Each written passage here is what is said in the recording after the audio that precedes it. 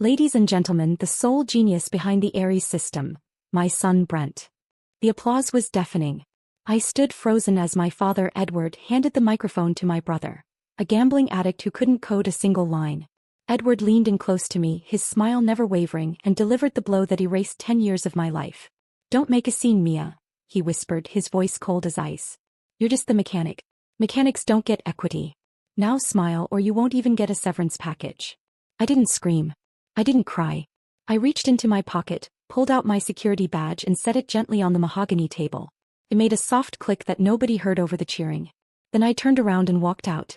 I walked past the investors, past the champagne, and past the $1.2 billion worth of technology that, unbeknownst to them, was about to become very, very expensive paperweights.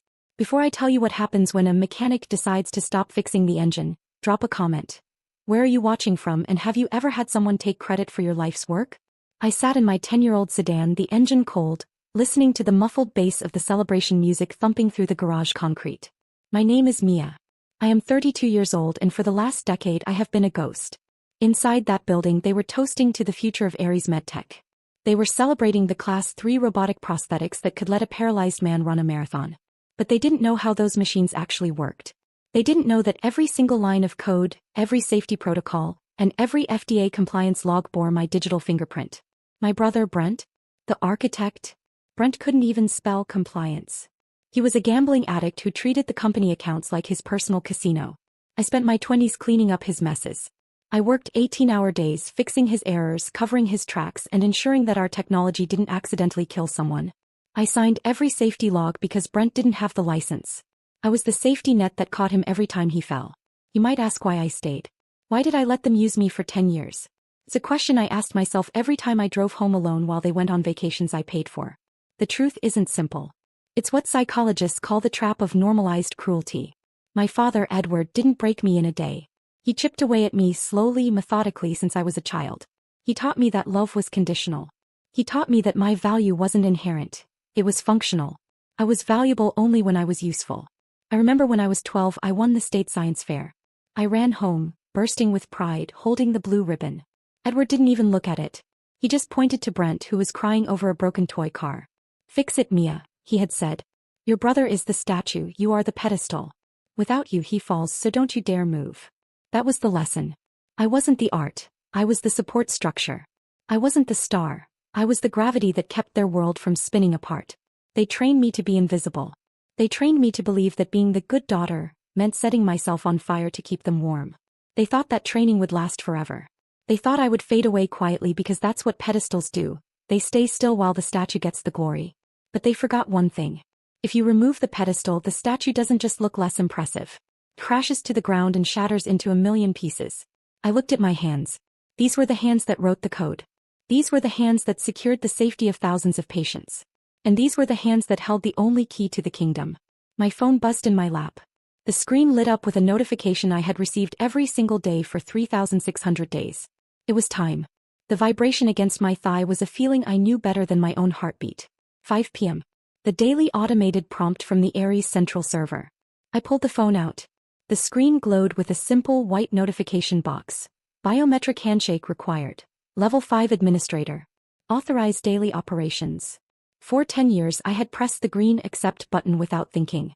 I pressed it on Christmas morning while my family opened gifts without me.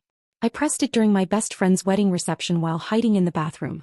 I pressed it while I had the flu, while I was on dates, and while I was burying my grandmother. That button was the leash that kept the billion-dollar dog walking in a straight line. Edward thought he had stripped me of my power when he took my plastic security badge. He thought firing me meant I was gone. He forgot that he hadn't just built a company.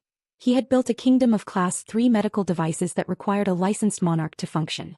And he had just exiled the queen. I propped my tablet on the steering wheel. The company was live-streaming the event for the global markets. On the screen, Edward was laughing, clinking his glass against the lead investor's flute. Behind him, the Aries Mark IV prototype arm was performing a delicate piano sonata, its titanium fingers moving with fluid grace. It was a masterpiece of engineering. My masterpiece. "Zero equity," I whispered. I looked down at my phone. My thumb hovered over the screen. The green button meant safety. It meant keeping the peace. It meant swallowing the insult, going home and hoping they might throw me a few crumbs of gratitude later. The red button meant war. I didn't hesitate. I didn't shake. I pressed decline. On my phone, a new message flashed. Authorization denied. Initiating emergency protocol. I looked back at the tablet. On the live stream, the piano music stopped instantly. The Ares arm didn't just slow down. It froze mid-strike, its fingers rigid, locked in a protective rigor mortis. The sudden silence in the boardroom was louder than the applause had been. Edward frowned, tapping his glass again, thinking it was a pause in the program. He turned to the prototype and waved his hand, expecting the motion sensors to pick him up. The arm stayed dead. Then came the sound. A low, rhythmic pulse began to blare from the display console. It was the FDA-mandated alarm for an unsupervised device. Beep, beep, beep. The investors stopped drinking. They exchanged confused glances.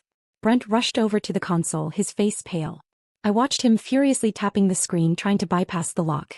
He looked like a child trying to fly a spaceship by banging on the dashboard. A large red banner scrolled across the presentation screen behind them, replacing the Ares logo. It was crisp, clear, and impossible to ignore. System lockdown. Unauthorized operation. Licensed supervisor missing. All units disabled. Edward's smile vanished. He spun around, his eyes scanning the room, scanning the crowd, looking for the one person he had just thrown out like trash. I took a sip of the lukewarm water bottle in my cup holder. The show was just beginning. The silence in my car was shattered by the ringtone I had assigned to my father. A jarring, repetitive siren. The name Edward flashed on the dashboard screen like a threat. I picked up. I didn't say hello. I didn't have to. Turn it back on. His voice was so loud it distorted the speaker. I could hear the chaos in the background.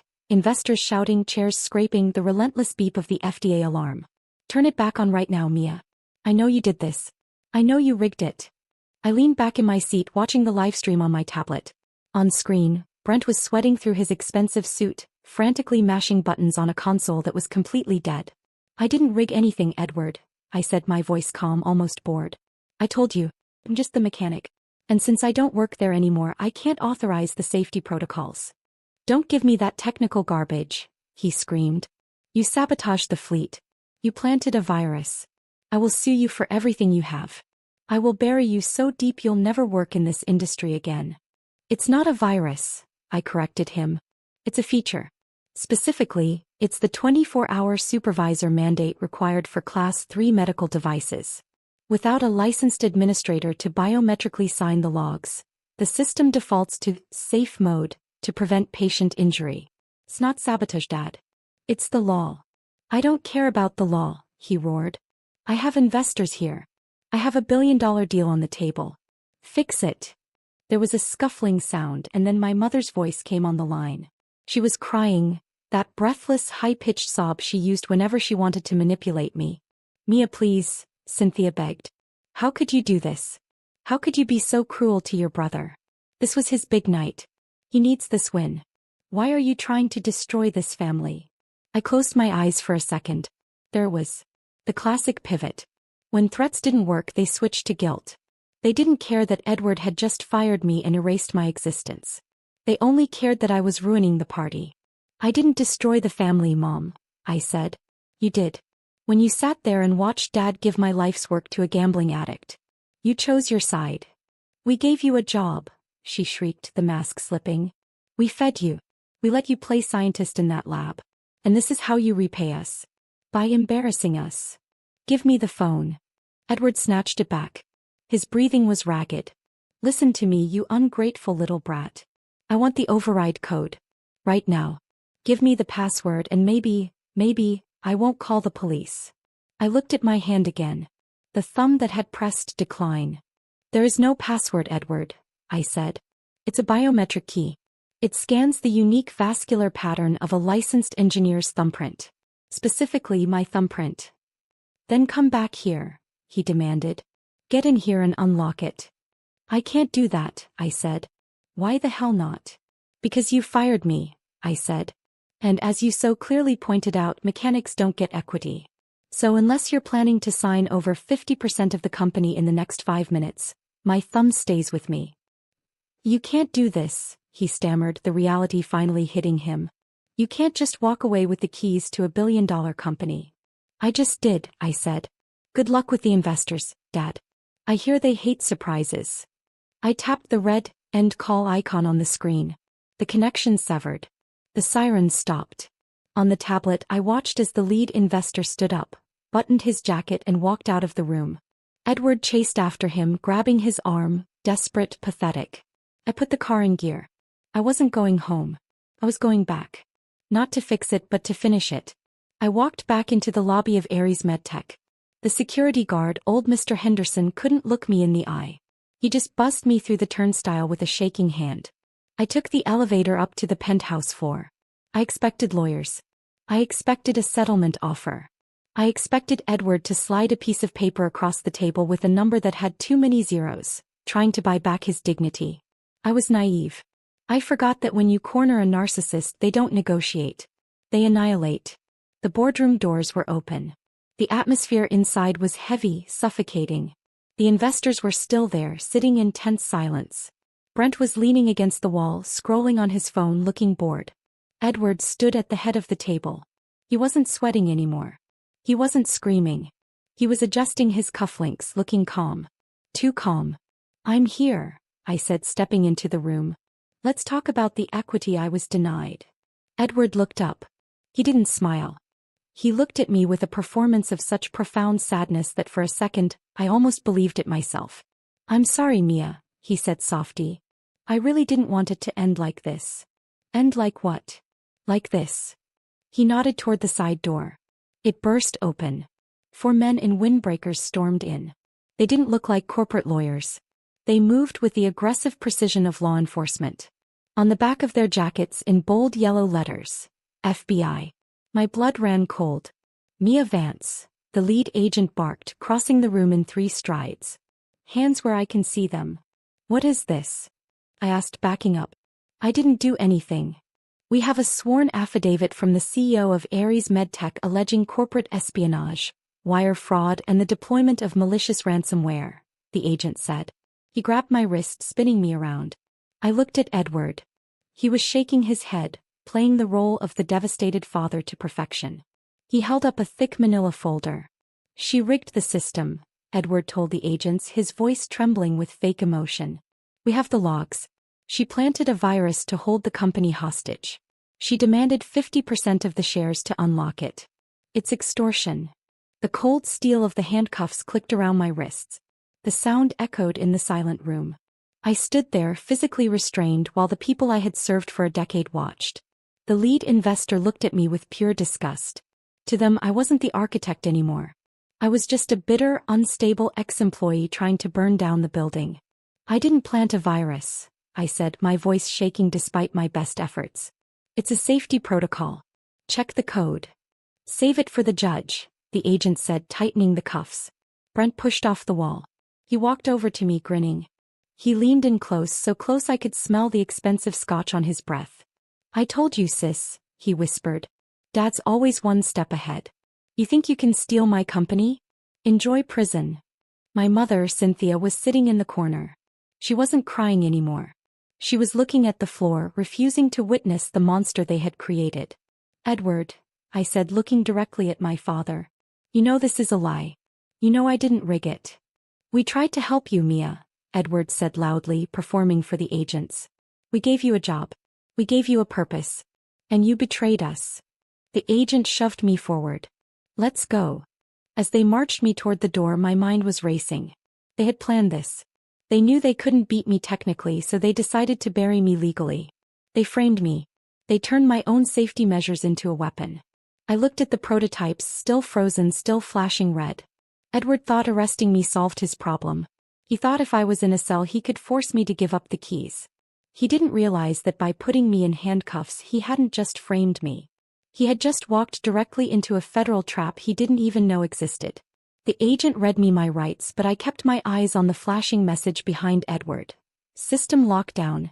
FD Protocol 21-11. Edward was glowing with victory. He had taken my work, erased me from the company, and now planned to jail me to finish the job.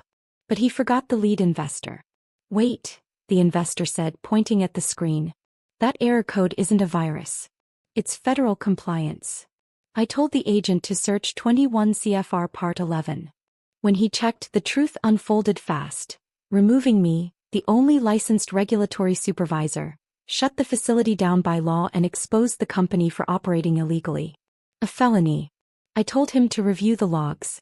They weren't hacks, they were my safety audits. And behind them was the real scandal. Brent overriding limits and falsifying data to boost the stock price. That was why they fired me. The investor saw the evidence and exploded. $1 billion investment had been built on fraud. Moments later, the handcuffs came off my wrists and snapped onto Edward's and Brent's. 3 months later, Ares MedTech was gone, seized, liquidated, and bankrupt. Brent pled out and went to prison. My mother abandoned ship and begged for money. I ignored her. I returned only to buy equipment for my new firm. Edward was there out on bail, screaming at movers stripping his office. And it finally hit me, his power had never been real. It was just money and volume. Without cash he was no one. He tried to command me one last time. I walked away. Outside, sunlight hit my face as I unlocked the servers for my new business. My name. My license. My future. Sometimes the only way forward is to let the wrong system collapse and build your own.